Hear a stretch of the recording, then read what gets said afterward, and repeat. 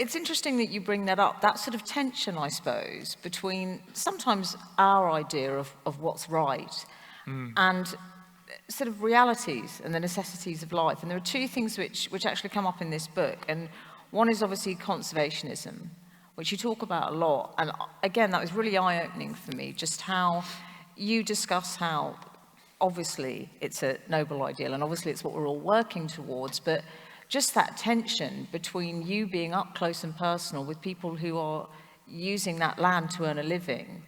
Where do you stand on that, the sort of economic necessities of that, and then obviously what we all want, which is a cleaner, safer, more beautiful planet? I'm not sure we are all working towards it, I think is the problem. I think people aren't angry enough. I think people aren't concerned enough. I think they don't really understand how bad the situation is out there. I've got to remember the rest of what you asked, but I'm slightly jumping on that in a sense, because I don't think we are collectively working towards the better protection of what we all value most. I think we're hopelessly behind on the situation. I think it's as serious as it possibly can be in terms of a threat to life on this planet and our continuing existence as a functioning civilization, no less. I really believe that.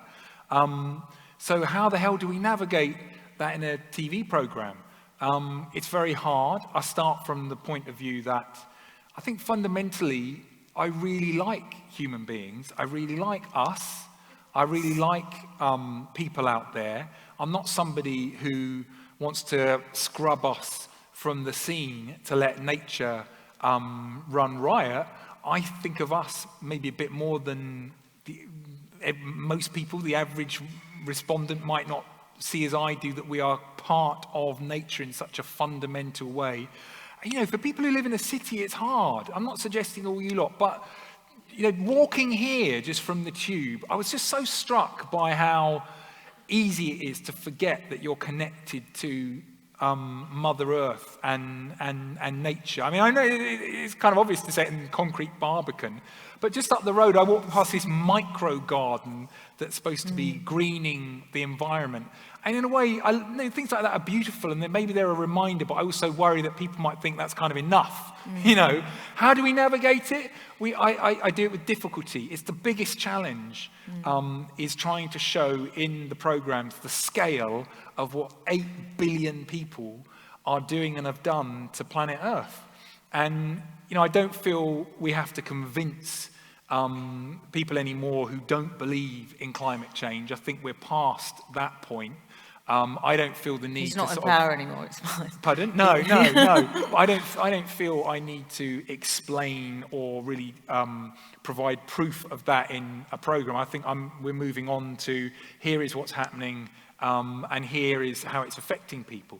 So how do we navigate it though with 8 billion people? I don't want them wiped from the scene, but certainly I think we need much more sophisticated leadership, frankly, top down, guiding us, leading us, inspiring us to a greener, more sustainable future. Otherwise, we're screwed.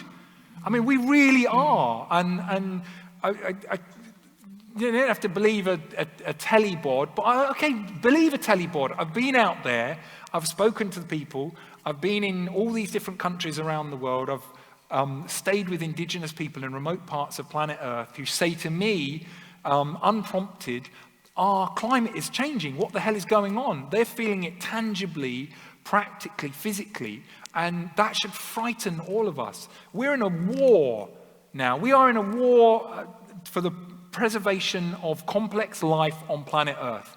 And our understanding of that situation is 5 miles behind where it needs to be. We need a much more aggressive, rapid approach to the problem and the situation. We've wasted so much time. It gets me really bloody angry how much time we've wasted. I remember as a kid hearing about this, and still now.